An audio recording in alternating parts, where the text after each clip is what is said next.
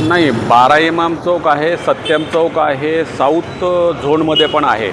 तर जे triple seat आहेत त्यांच्यावर आम्ही स्ट्रिक्ट ॲक्शन घेत आहे. मॉडिफाईड सायलेन्सर जे लावतात त्यांच्यावर कारवाई करत आहे. त्यानंतर ॲटो जे रजिस्ट्रेशन नाही आहेत, ज्यांचा एकाचा ॲटो आहे आणि दुसरा चालवत आहे, हे नाही चालणार, त्याच्यावरही आम्ही कारवाया करत आहे.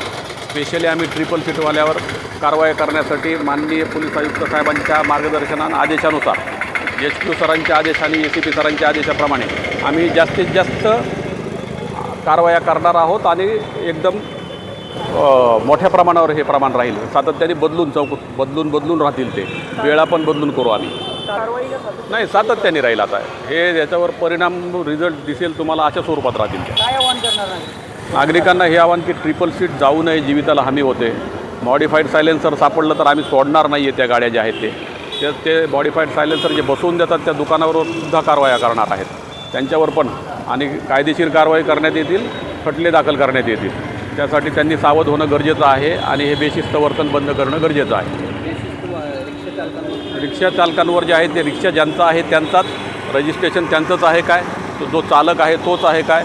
लहान मुलांच्या हातामध्ये ते वाहनं दिली तर त्याच्या पालकावर कारवाई करण्यात येईल.